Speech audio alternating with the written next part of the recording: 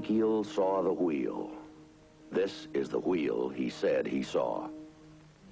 These are unidentified flying objects that people say they are seeing now. Are they proof that we are being visited by civilizations from other stars? Or just what are they? The United States Air Force began an investigation of this high strangeness in a search for the truth. What you are about to see is part of that 20-year search.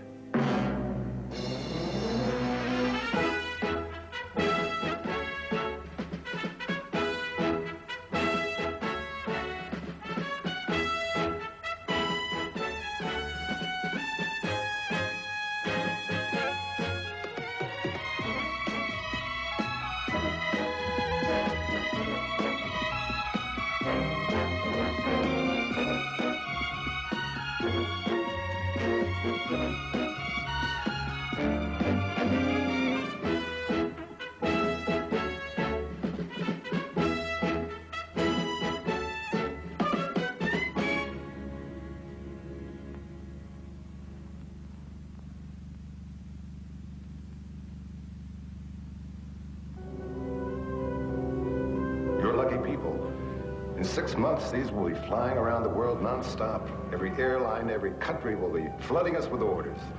That stock you have will be worth millions. Stewardess. What's the trouble, Mrs. Jameson? Will you tell the pilot that we're being chased by a flying saucer? Look for yourself. See it down there? It's a flying saucer.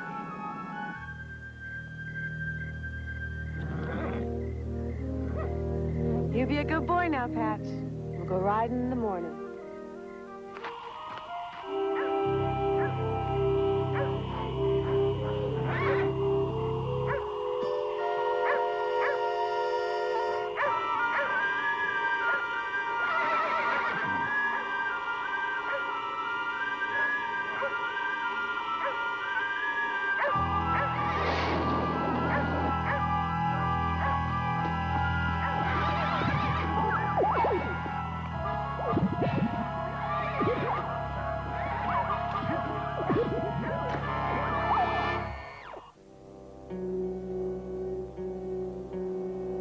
It has always been our contention, despite denials by the Air Force, that one day these extraterrestrial life forms will make themselves known to us. Excuse me, Professor Hollander, but I thought the thrust of your argument has been that they already have made themselves known to us. Only to a few select people. And why is that? The real truth is there are aliens out there. They are observing us. They are so far advanced that we could never comprehend them.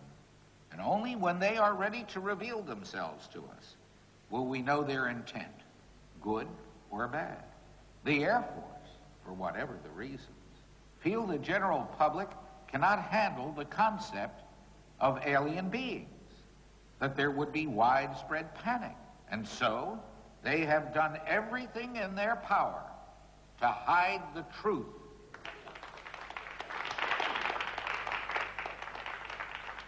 The Air Force formed Project Bluebook for 3 basic purposes. First, to determine that there was no threat to our national security. Second, to preclude technological surprise. And third, and probably most important, to prove the existence of UFOs. Yes, that's right. To prove their existence, because as the professor is aware, a negative hypothesis cannot be proved. No one can prove that flying saucers do not exist, only that they do. But so far, there's been no hard evidence to confirm their existence. What does it come down to, ladies and gentlemen? The bottom line. Just this. Each person must ask themselves, what will I accept in the way of evidence to make me believe? And only you can answer that question.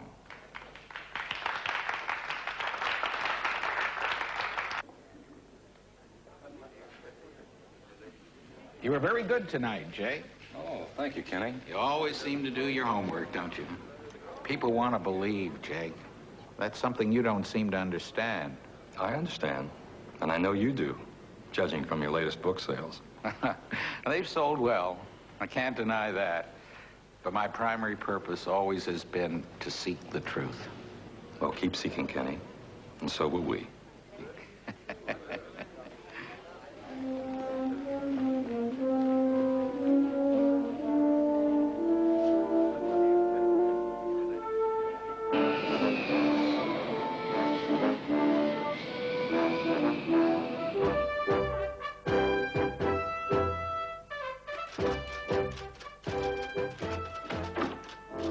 Well, good afternoon. Must have been some affair last night. Yeah, very nice.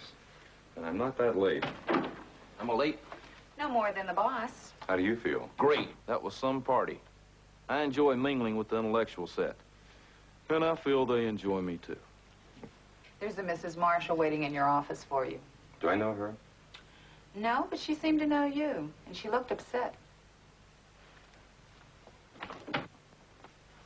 Mrs. Marshall? Yes, I'm Jake Gatlin. This is Sergeant Fitz. Would you like to sit down, please?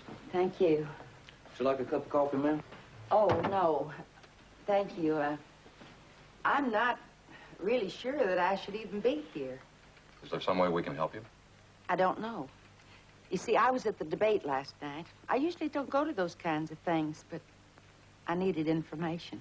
What kind of information? On flying saucers. I just don't know anything about them. Well, you're not alone. Well, it's very important that I know. Why is that, Mrs. Marshall? Because my husband has invested in a flying saucer factory. I'm not quite sure I follow you. He's taken out almost all our savings, $10,000, and bought stock in a company that's going to make flying saucers. What's the name of this company, ma'am? Advanced Aerodynamics Corporation. It's in Kansas City. What is it that you'd like us to do? I'm not sure. You see, Alex, that's my husband. He's always believed in UFOs. He belongs to several saucer clubs and attends all the meetings and gets all the literature. He would have gone with me last night, but he had to work. Yes, ma'am. Go on. Well, at one of these meetings, he met a Mr. Cochran. He's president of the Advanced Aerodynamics. Well, he told Alex that he obtained plans of a flying saucer from some aliens, and his company was going to manufacture them. And he was allowing a few people to get in on the ground floor. Mrs. Marshall, I think you should be telling this story to the FBI. Whatever for? Because this is the Air Force. We have no jurisdiction in civilian cases. Oh, I don't want anybody arrested. I guess that what I wanted to find out, do you think it's a sound investment? And is there such a company? My advice is go to the FBI or to the Securities Exchange Commission and file a complaint. A complaint? Oh, no, I could never do that. No. I'm sorry. I really shouldn't have bothered you. Thank you. Hope you guys have got your bags packed. Always. Twix just came in, ops immediate. A flying saucer landed on a ranch just outside of Cheyenne, a place called Howard Crossing. The ranch house was attacked by a group of alien beings?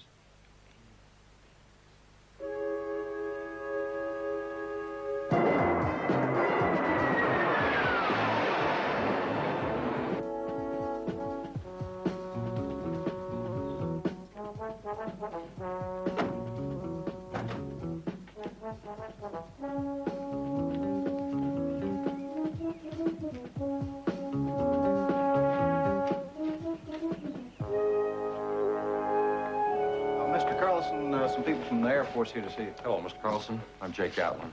This is Sergeant Fitz. Hi, sir. We're with Project Bluebook. This is Sergeant Hammond, our radiation safety expert. Dr. Forrest, our staff psychologist. Oh. Well, this is my wife. Hello. And my daughter. Hi. And my son. Major, usually take this many of your people to check on a report? Yes, sir. Sometimes. Obviously, you don't believe one word we said. We try not to make value judgments. We're here to investigate and to gather enough evidence to substantiate your story. Substantiate? Let me tell you something, Major. I'm the 4th generation on this land. My great-grandfather built this ranch. He had to fight the Arapaho and the Cheyenne to do it. We're God-fearing people. We work hard. We go to church regular. And we do not cheat. And above all, we do not lie. We'd like to hear your story, Mr. Carlson, exactly as it happened. Well, so your psychologist there can decide if we're crazy or not? That's not the reason I'm here. The Bluebook people employ me on occasion as a consultant. And sometimes I'm able to pick up on things that the average person can't hear. In my book, Doctor, that comes down to the same thing. It really doesn't, Mr. Carlson. When people are subjected to traumatic experiences, the mind has a way of closing the door on events it doesn't want to deal with. Sometimes the right questions can help open that door. All right. Martin, tell them. Yes, sir. Well, it was the night before last. We'd just gotten home from a revival meeting over at Howard Crossing. Jeannie, my sister, had gone out to the stable to check on her horse. As Jeannie was coming back to the house, she saw this white ball of light in the sky.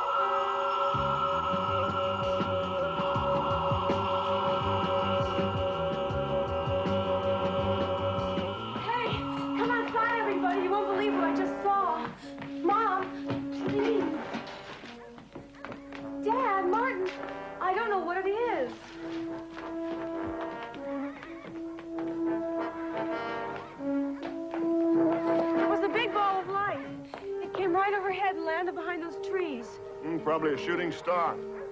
I think you're letting all those flying saucer reports go to your head, little sister. I think it's those acting lessons you've been taking over college. Well, whatever it was is gone now.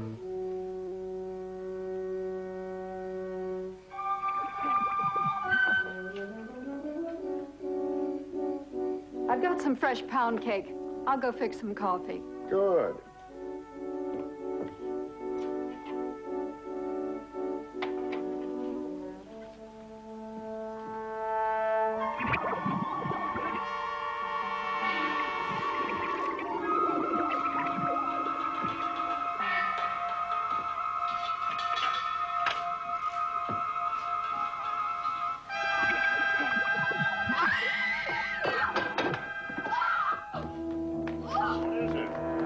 Something outside. I don't know what it is.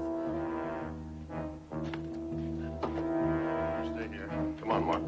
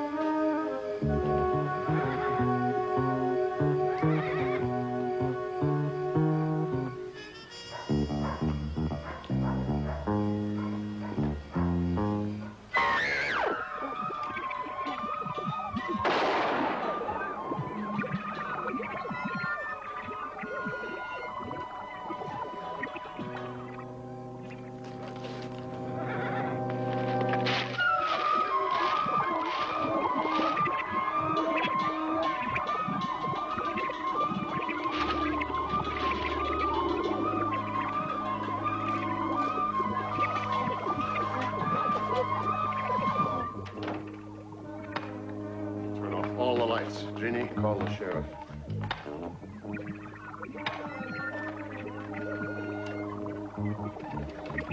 It's dead.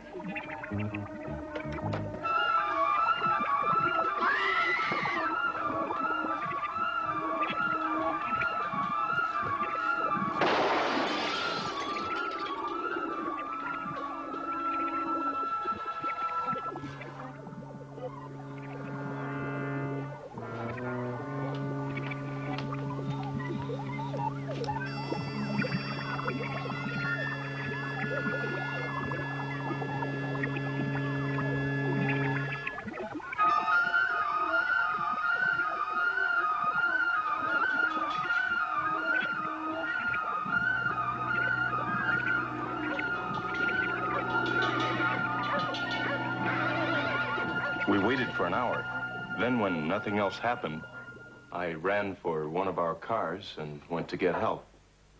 And all of you saw these figures, whatever they were. That's right. And Jeannie, you're the only one that saw the ball of light. Yes. Mr. Carlson, what was the nature of that revival meeting you attended? What a revival meeting is, a reaffirmation of your faith in God. We didn't discuss spacemen or flying saucers, if that's what you mean. Mr. Carlson, if it's all right with you, we'd like to check out the landing area, take some soil samples, and check on any physical evidence. You go right ahead. It's your job, I guess. I'll go with you. I'll show you the spot where it landed. All right. The doctor and I have a few more questions we'd like to ask you. Fire away. Do you think it's possible that the figures you saw could have been animals? No, I hit that thing with a full load of double-aught buck. If it had been an animal, I'd have killed it. And that face I saw in the window was no animal. At least nothing I've ever seen before. It was dark out there. When you fired, you could have missed. It wasn't that dark. It was a full moon. Sometimes, under certain conditions, what we think we see is really something quite different. I said it before, I'll say it now. You don't believe this, not one word of it. Mr. Carlson, what I'm trying to do is point out that everything is not black and white. You take two people who witness an accident, both reasonably intelligent with all their faculties. Yet the stories they tell can be diametrically opposed. Why? Because it's just possible that subconsciously they may have interjected circumstances that they wanted to see happen. Are you saying I wanted to see these things? There is a theory that belief in extraterrestrial life has a highly religious connotation, that it strengthens one's faith in a supreme being. In my opinion, Doctor, that is pure blasphemy. I know where you're headed, but you're wrong. If it was just my sister who saw this, or me, I'd say you're entitled to your doubts. But my parents have never believed in any UFOs or things from outer space. If my father says he saw space people, sir, you'd better believe him, because it's gospel.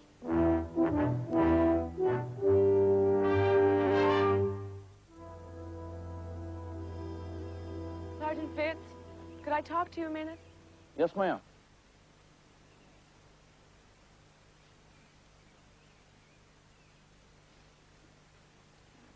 I'm terribly upset about this whole thing. Yes, ma'am, I can understand. It's not for myself, really. It's my parents I'm worried about. I'm afraid of what people are going to say about them. Your dad doesn't impress me as the kind of man who'd let something like that bother him. You don't know him. His reputation is his life. Every rancher around here looks to him for leadership. Anything that would damage his credibility would hurt him terribly. I understand. Running a ranch is not all fun and games. In these last couple of years, we've had more than our share of problems. What kind of problems? Drought, labor disputes, the rising price of grain and the falling price of cattle. Government regulations, you name it, we've had it. Last month, we even joined a tractor strike. You having financial troubles? My father's applied for a bank loan. It's only the second time in his life. He's borrowing a great deal of money, and if the loan doesn't go through, I don't know what will happen. And you feel with all this going on, the bankers might lose faith in your dad. That's why you people have got to prove our story's true.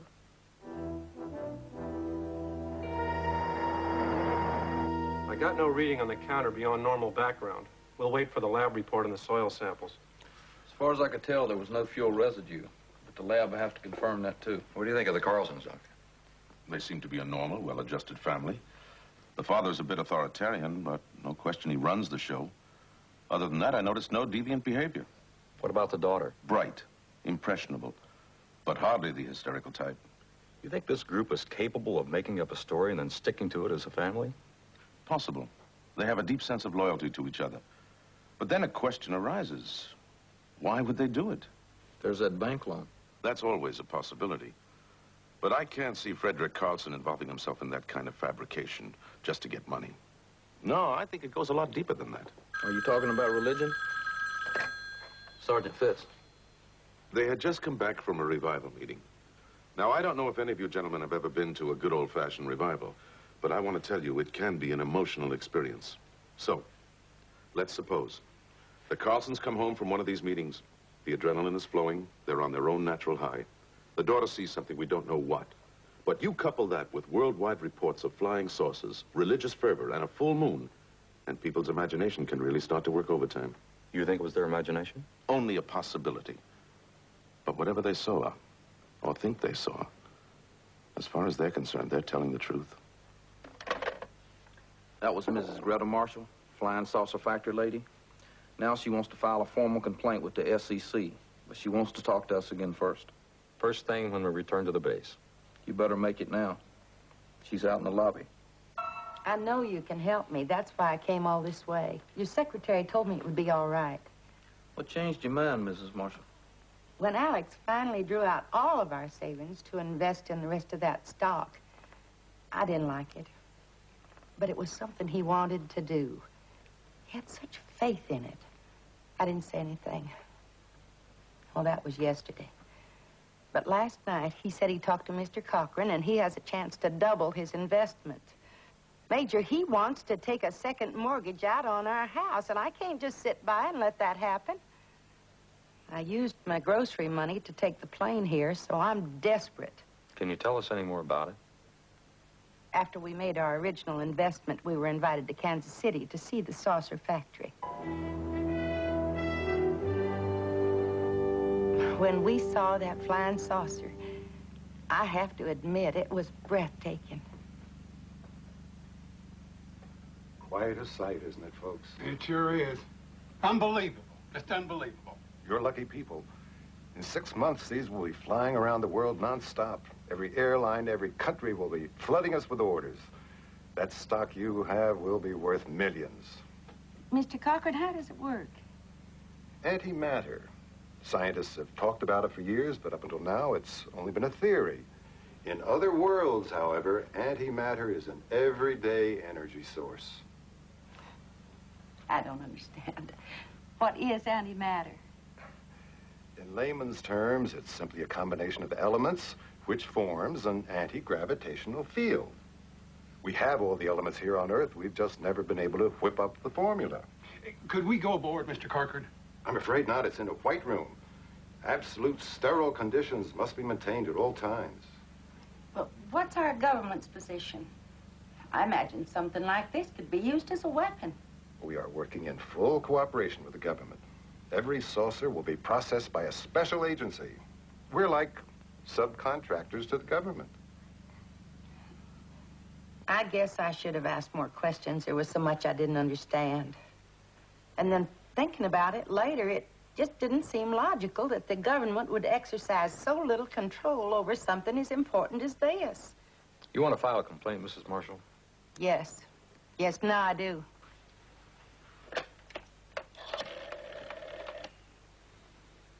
Operator, would you please get me Gordon Sandler in the local FBI field office in Dayton, Ohio? I thought maybe you'd like to see this. We got it with our stock certificate. Is this what you saw at the factory? Yes, it is.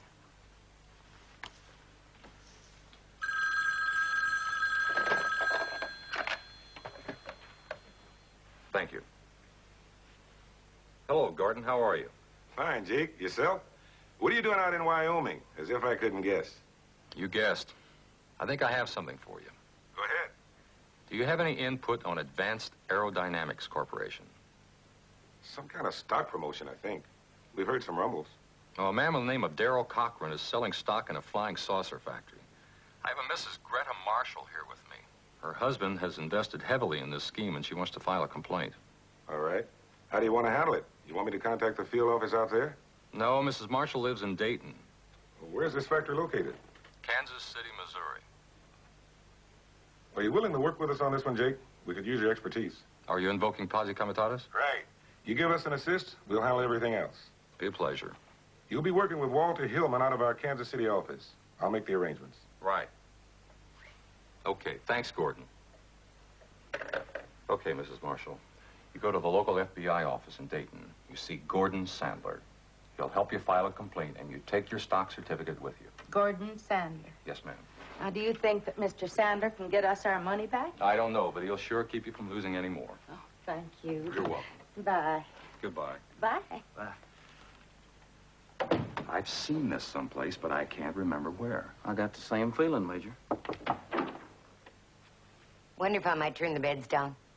Be all right? What's that? If I might turn the beds down? If so, I can get off early. It's okay. Go ahead. Thanks. Yes, ma'am. I want to watch the late movie on TV. Wait a minute. That's where it is. Movies. I've seen this in a movie. Right. An old one. It was on the Late Show last week. I got it. The day the earth trembled. Let's get on the phone and find the studio that made the film and see if they still own the saucer. And if they don't, maybe we know who does. You'll love the picture. The spaceship lands right in the middle of Central Park, and then this tall man comes out. Yes, ma'am. We saw it. Oh, are you interested in flying saucers, too? How much do you know about them? Well, not a whole lot, ma'am.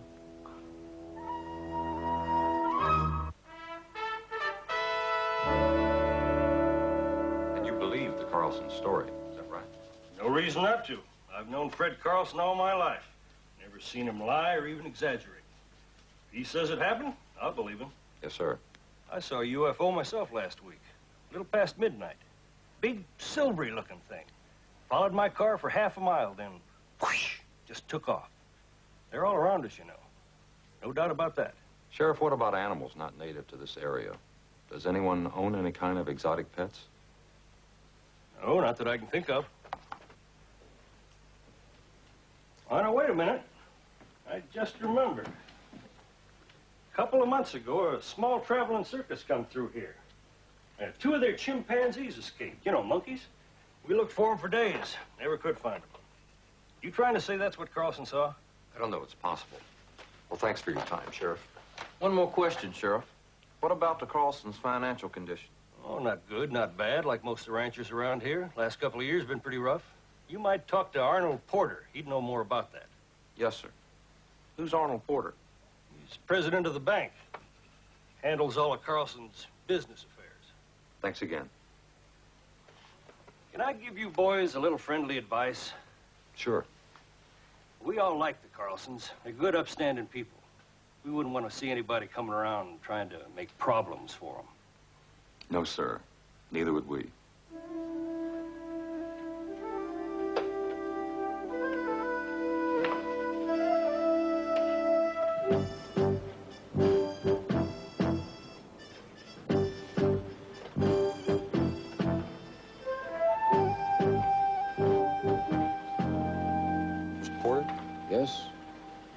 Major Gatlin.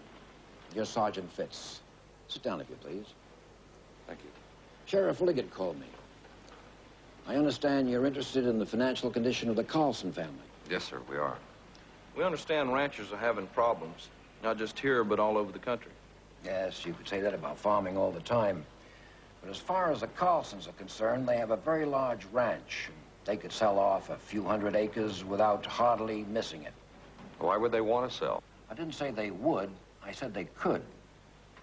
Major, set your mind at ease. This bank has loaned Mr. Carlson money before, but we were never concerned in the least about a payback.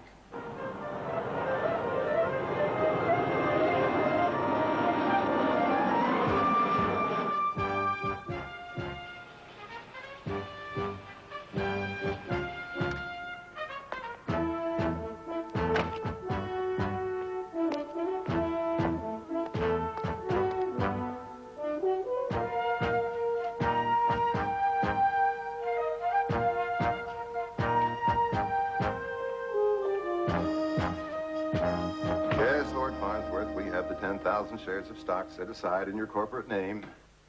Yes, sir, that'll be fine. Oh, by the way, how's the weather in London? Well, it always is this time of year, isn't it? Nice talking to you, Sarah. See you next week in Paris. Goodbye, sir. Can I help you? Yes, sir, I hope so. I'm looking for Mr. Darrell Cochran. What do you want with it? My name's Bill Thomas. I'm only going to be in Kansas City a couple of days, and I'd like to talk to Mr. Cochran. How interesting. Why? Well, I was talking to Alex and Greta Marshall before I left home, and they told me about your plans. I gotta tell you, I'm excited about this. Excited about what? The factory, the flying saucers. You're a friend of the Marshalls? Sure am. Alex and I belong to a great many saucer clubs. We subscribe to all the literature. Alex just told me about this, and I want to get in on it. Well, what did you say your name was? Bill Thomas. Well, Mr. Thomas, we have what you might call a closed corporation right now. We're oversubscribed. Oh, well, I'm sorry to hear that. You see, Alex is having trouble with his wife, and if I could go back to Dayton and give her some assurance. Besides, I really want in. I have the money. I see. Well, Mr. Thomas, would you happen to have the Marshall's phone number? Yes, sir. They live on Bradford Avenue in Dayton, Ohio. The number is 555-3712. And I'd still like to say hello to Mr. Cochran. He's busy dialing the phone. He'll talk to you in a minute.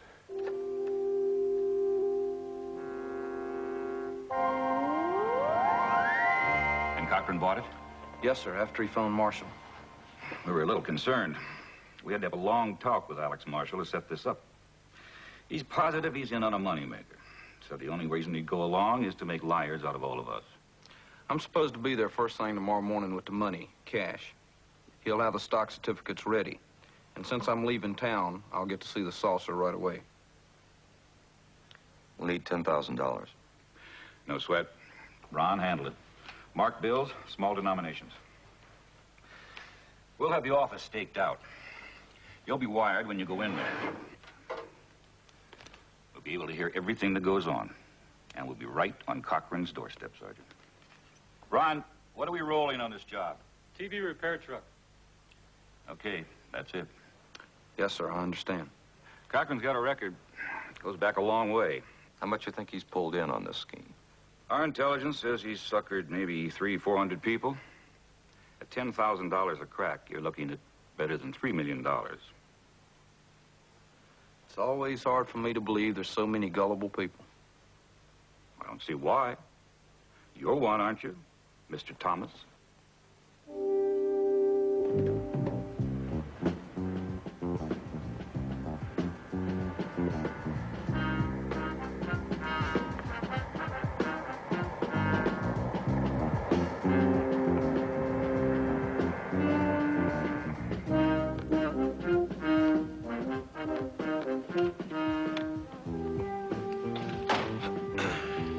Okay? If so, hit your foot brake.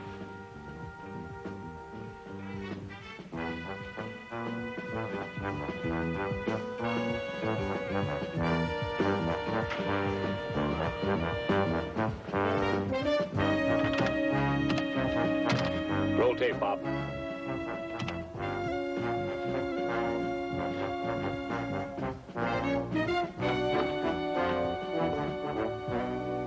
Good morning, Mr. Thomas. Right on time. Yes, sir. I have all the papers filled out and your stock certificate ready. You did bring the money. Yes, sir. It's right here. Phyllis, would you put this in the safe?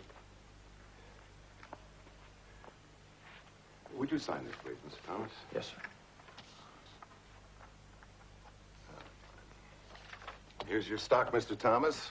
Congratulations. Thank you, Mr. Cochran. When can I see the saucer? Right now. Come with me.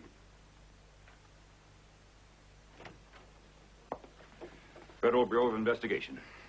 Dale Cochran? That's right. We have a warrant for your arrest. On what charge? Stock fraud, misrepresentation. I'll read you your rights. Save it. I know them. I'm entitled to an attorney. Everything I say you can use, and on and on. Let's go see your flying saucer. May I have the money, please? Thank you.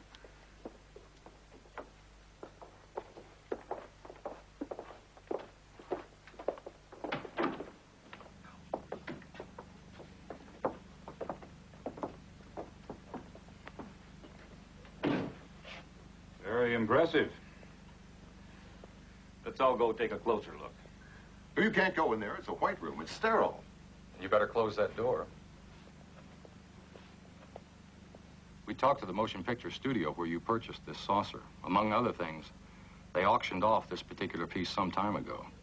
If that thing gets off the ground, you're home free.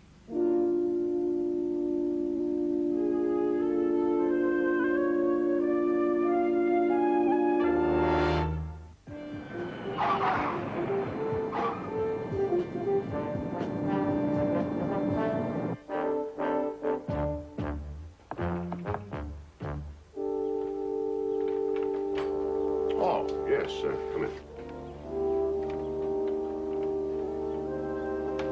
Hello, Mrs. Carlson. Well, Kenny, I didn't expect to see you here. Why not? Our organization gets these reports almost as fast as you do. You didn't want to waste any time capitalizing on this one, right? That has a very bad connotation, Jake. Mr. Carlson, we came back to discuss our laboratory findings with you. Sure. I'm sure we'd all be interested to hear what the Air Force has discovered. All our reports are negative, sir. No signs of radiation, no indication of a landing, such as depressions in the ground, fuel residue, or burn marks. No broken bushes or limbs of trees. No unidentified footprints. Exactly what I told you they'd say. In other words, the Air Force is calling me and my family liars. No, sir. We're just saying that we can't corroborate a sighting or an encounter without hard physical evidence. Sergeant, do you believe we're capable of making up such a story? No, ma'am. Without evidence, there's nothing we can do. You say there's no evidence, huh? What about that? You think we shot out that window just for the exercise? That's evidence of a shotgun blast, but it doesn't tell us what you were firing at. Major, the other night, my father and I saw those things. We saw these creatures coming at us. They were like nothing I've ever seen in my life. We shot at them, but it didn't affect them. I can't tell you what they were, but they sure weren't from this earth. Every night we live in fear. I don't know what they wanted from us, but they could come back. And I don't know why the Air Force chooses the position it does, but as far as I am concerned, we have only two alternatives. We're either telling the truth or we're lying. There's a third. Maybe you didn't see what you think you saw. Would you like to explain that? Yes, sir. Take that ball of light that Jeannie saw. It could be what we call a paraselene, or a moondog. Precise reflection of the moon. As for creatures, we learned a couple of chimpanzees escaped from a circus. They came through here not too long ago. Moondogs, chimpanzees, come on, Gatlin. You really expect us to buy that? And what are you buying, Kenny? There's a lot of money to be made from this, where you're concerned. Don't listen to them. This is typical Air Force strategy. They'll stop at nothing to cover up a story. They can't solve it, they put a lid on it. I can live with ridicule, and I can live with the fact that a lot of people won't believe my story. But what I cannot live with is the thought that I could be considered a liar. A man who lied just to make $1. But that's not the case, Mr. Carlson. Well, you know that, and I know it. But what the Major said makes sense. There are going to be a lot of people who think it. I'm sorry, Professor, but our deal is off. You're being very foolish. Rest your case with the public. Let them decide. Then you tell them. My family and I, we are out of it. I spent a lifetime in this community building a reputation for decency and for honesty, and I won't have it destroyed for the sake of making money. But, Major, what happened to us did happen, and that can never change.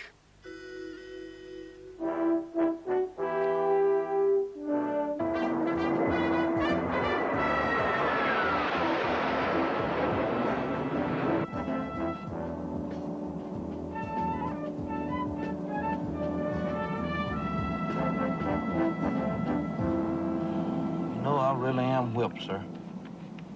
Why don't you ask the stewardess for a pillow? Grab a little sleep. You've got time. No, sir. Can't sleep on the plane. Never could. Even before I joined up. You're probably overtired now. Yes, sir. Next chance I get, I'm going into an 18-hour coma. Pardon me, Major. The captain would like to see you up front. Sure. Now's your chance. Grab that pillow. Like I said, sir, never could sleep on an aircraft. Not even flying a mission.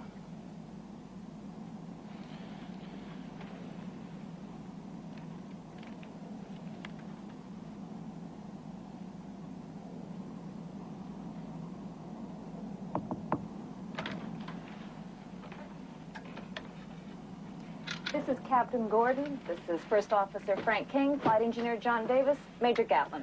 How are you? Major? Hi. Well, I'll leave you flyboys to your war stories. John, want to go in air so I can make a little talk with the Air Force? Coffee, Major? Yes, black, please. 3 coffees. Yeah. Good to have you aboard, Major. Appreciate the upfront view, Captain. I see you fly command. Not much anymore. Fly desk most of the time. What do you fly when you fly?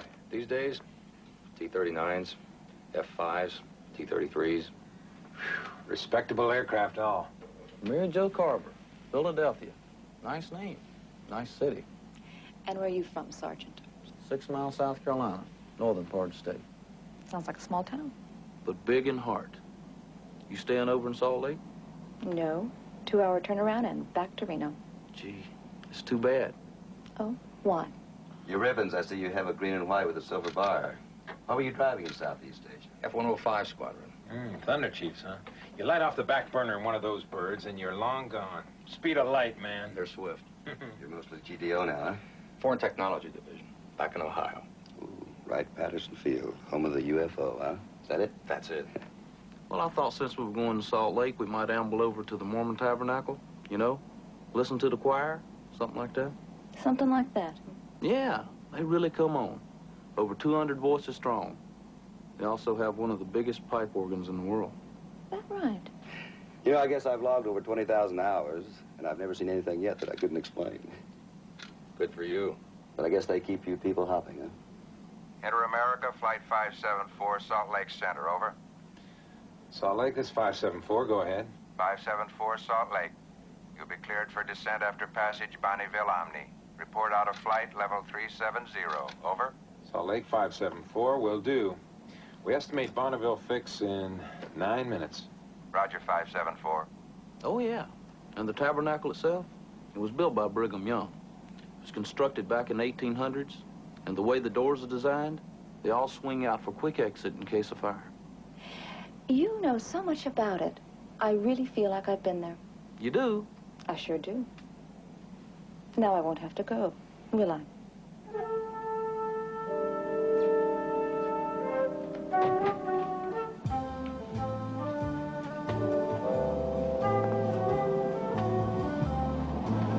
I better go sit with the Major. He gets airsick, you know.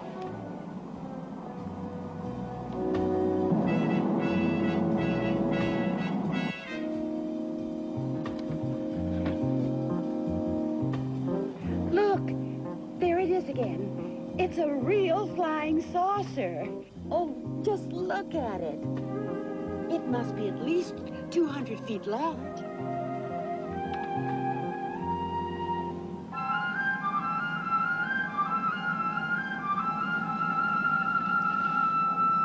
We should be where the Bonneville Flats about now.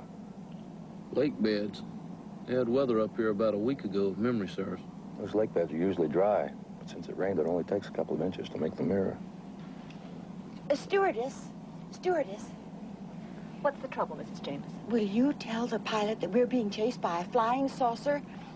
Look for yourself. See it down there? It's a flying saucer. It keeps getting closer and then zooming away. Excuse me, Miss Jameson.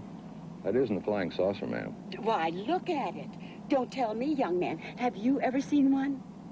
No, ma'am, but I believe I can explain what you're seeing there. You don't have to explain to me. I have perfect eyesight. It's a flying saucer if I ever saw one, and I am now. No, ma'am, what you're seeing there is a reflection of the moon. The moon? Well, how can that be? The moon's not down there. There is no airplane that flies above the moon. If you look up as high as you can, you'll see the real moon. See it up there? It's a full moon, and its reflection is being picked up off the water in the lake beds below. Really? Well, then why does it get larger and then smaller? Those clouds below the airplane, you see them? Here it comes. The saucer's getting bigger now. Those are called high cirrus clouds, Mrs. Jameson. They're composed mostly of ice crystals, making them highly reflective and equally distortive. As we pass over the clouds, the reflection appears larger. When we hit a break in the cloud cover, the reflection grows smaller, giving the effect of coming closer to us and then moving away. Is that clear, Mrs. Jameson? About like mud.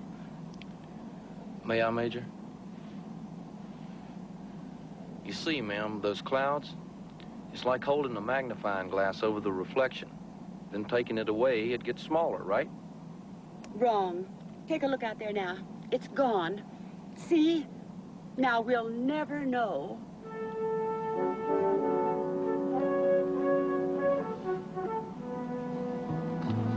The stewardess. They're from the Air Force. They always lie about flying saucers.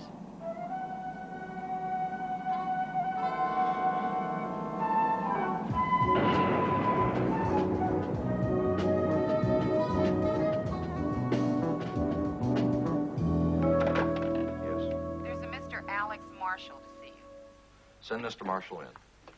Probably wants to thank us for saving his house. Major Gatlin? I'm Major Gatlin. This is Sergeant Fitz.